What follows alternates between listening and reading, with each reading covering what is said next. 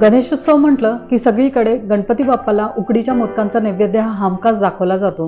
पण काही ठिकाणी हळदीच्या पानातल्या पातोळ्यांचा नैवेद्य सुद्धा दाखवला जातो। तर ह्या सुवासिक अशा हळदीच्या पानातल्या पातोळ्या कशा बनवायच्या ते आज आपण ह्या व्हिडिओमध्ये बघणार आहोत। हळदीच्या पानाचा सुगंध ह्या पदार्थाला एका उच्च स्तरावरती नेऊन पोहोचवतो। जास्त वेळ न घालवता पारंपरिक असा हा पदार्थ कसा बनवायचा ते आता आपण बघूया। पातोळ्या बनवण्यासाठी सर्वात आधी आपल्याला उकड बनवून घ्यायची आहे। उकड बनवण्यासाठी इथे मी 2 वाटी तांदळाची पिठी घेतलेली आहे। ही माझी घरी बनवलेली तांदळाची पिठी आहे। तुम्ही बाजारातली रेडीमेड तांदळाची पिठी वापरली तरीही चालेल। तांदळाची पिठी घरी कशी बनवायची हे मी डिटेलमध्ये मोदकाच्या व्हिडिओमध्ये सांगितलेलं आहे। तुम्ही तो व्हिडिओ पाहू शकता, त्याची लिंक मी डिस्क्रिप्शन बॉक्समध्ये शेअर करणार आहे। 2 वाटी तांदळाच्या पिठीसाठी आपल्याला 2 वाटी पाणी कढईमध्ये घ्यायचं आहे। पाण्यामध्ये आपल्याला पाव चमचा मीठ आणि पाव चमचा साखर घालायची आहे। साखर आणि मिठामुळे पारीला खूप छान चव येते। नंतर आपल्याला पाण्यामध्ये 1 चमचा साजूक तूप घालायचं आहे। तुपामुळे पारीला चमक आणि सुगंध सुद्धा खूप छान येतो। पाण्याला छान उकळी आल्यानंतरच तांदळाची पिठी पाण्यामध्ये घालायची आहे। आता पाण्याला छान उकळी आलेली आहे। गॅसची फ्लेम कमी करायची आणि पिठी पाण्यामध्ये आपल्याला घालून घ्यायची आहे। चमच्याने व्यवस्थित पिठी पाण्यामध्ये मिक्स करायची। कढईला झाकण लावायचं। 5 मिनिट मंद गॅसवरती ही उकड आपल्याला वाफवून घ्यायची आहे। 5 मिनिट झालेले आहेत। आता गॅसची फ्लेम बंद करायची आणि कढईचं झाकण न उघडता 10 मिनिट ही उकड आपल्याला वाफेमध्ये तशीच ठेवायची आहे। तेवढ्या वेळामध्ये आपण पातोळ्यांसाठी सारण बनवून घ्यायचं आहे। सारण बनवण्यासाठी इथे मी 2 वाटी नारळाचा चव, 1 वाटी किसलेला गूळ आणि 10 ते 15 वेलची आणि छोटा जायफळचा तुकडा यांची पावडर करून घेतलेली आहे। एका पॅनमध्ये 1 चमचा साजूक तूप घालून घ्यायचं आणि त्याच्यामध्ये 2 वाटी नारळाचा चव घालून घ्यायचा आहे। हा नारळाचा चव ह्या तुपामध्ये मिनिटभर आपल्याला परतून घ्यायचा आहे। नंतर 1 वाटी किसलेला गूळ ह्यामध्ये घालायचा आणि गूळ पूर्णपणे विरघळेपर्यंत आपल्याला परतून घ्यायचा आहे। आता ह्या गूळ आणि खोबऱ्याचं सर्व पाणी आटेपर्यंत आपल्याला हे सारण व्यवस्थित परतून घ्यायचं आहे। आता या सारणातलं पाणी सर्व आटलेलं आहे। शेवटला वेलची आणि जायफळची पावडर घालायची। पुन्हा एकदा सारण व्यवस्थित मिक्स करायचं आणि आता हे सारण आपल्याला थंड करायला ठेवायचं आहे। 10 मिनिट झालेले आहेत आणि ही उकड आपल्याला आता परातीमध्ये घेऊन गरम आहे तोवरच मळून घ्यायची आहे। उकड गरम असतानाच मळल्यामुळे त्याच्यामध्ये असलेल्या काठी इझिली मोडायला मदत होते। उकड मळताना तुम्हाला जर वाटत असेल उकड कोरडी झालेली आहे किंवा घट्ट झालेली आहे तर मध्ये मध्ये गार पाण्याचा हात घेऊन आपल्याला सॉफ्ट अशी ही उकड मळून घ्यायची आहे। उकड व्यवस्थित मळून झाली ही कशी ओळखायची तर एक छोटासा गोळा घ्यायचा, त्याची लाटी बनवून बघायची। लाटीला एकही क्रॅक गेला नाही मग समजायचं उकड व्यवस्थित मळून तयार झालेली आहे। आता या उकडीपासून आपल्याला छोट्या छोट्या आकाराचे गोळे बनवून घ्यायचे आहेत।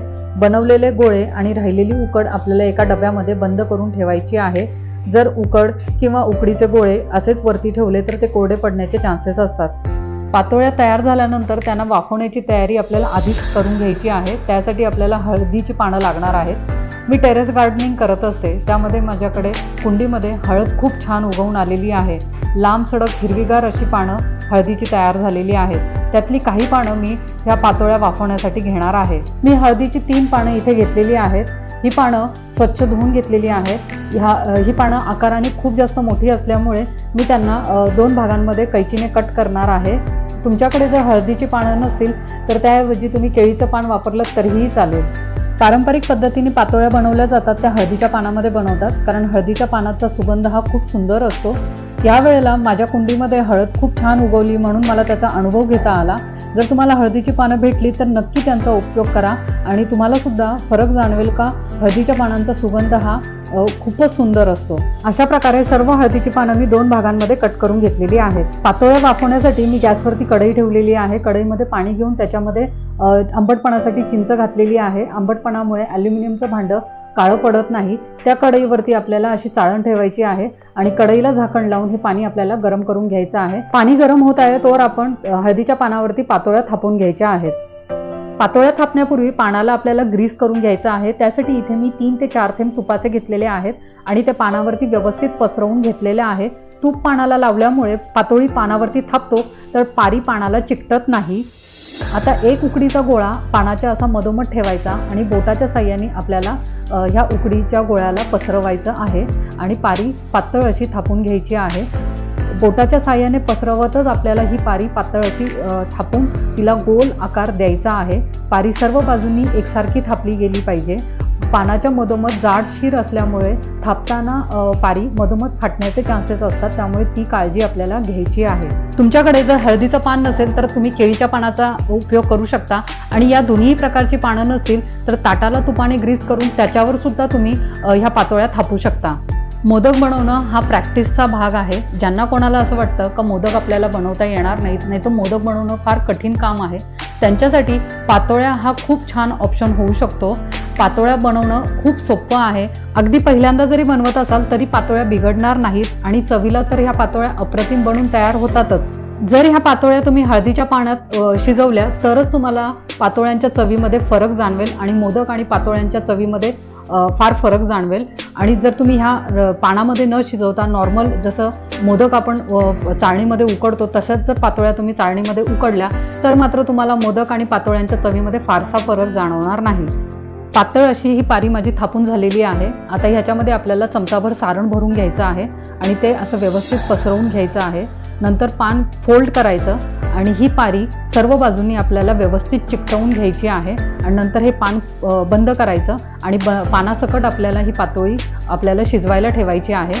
अशाच प्रकारे मी सर्व पातोळ्या पानामध्ये थापून घेते आणि आपल्याला सर्व पातोळ्या एकत्र शिजवायला ठेवायच्या आहेत. अशा प्रकारे सर्व पातोळ्या मी पानावरती थापून घेतलेल्या आहेत. पानावर थापून घेतल्यामुळे पानांवरती असलेल्या रेषांचा छाप या पातोळ्यांवरती सुद्धा उठलेला आहे. आता ह्या सर्व पातोळ्या आपल्याला स्टीम करायला ठेवायच्या आहेत. गॅसवरती कढई ठेवून कढईमध्ये पाणी उकळायला ठेवलेलं आहे. पाणीसुद्धा छान उकळलेलं आहे. पाणी पूर्ण उकळायला लागल्यानंतरच आपल्याला ह्या पातोळ्या स्टीम करायला ठेवायच्या आहेत. आता आपण ह्या पातोळ्या चाळणीमध्ये मांडून घ्यायच्या आहेत.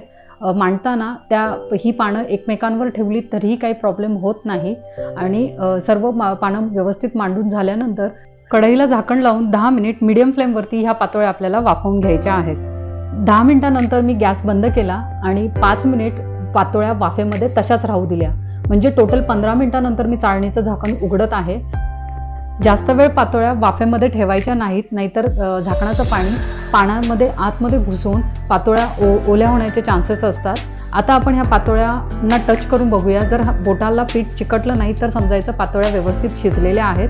बोटांना पीठ चिकटत नाहीये म्हणजे ह्या पातोळ्या मस्त शिजलेल्या आहेत. आता ह्या पातोळ्या आपण प्लेटमध्ये काढून घेऊया. ह्या पातोळ्या शिजत असतानाच माझ्या घरामध्ये हळदीच्या पानाचा मंद सुगंध दरवळत आहे. पारंपरिक असली तरी आहे की नाही सोपी अशी ही रेसिपी. सगळ्याच पारंपरिक रेसिपी ह्या कठीण नसतात.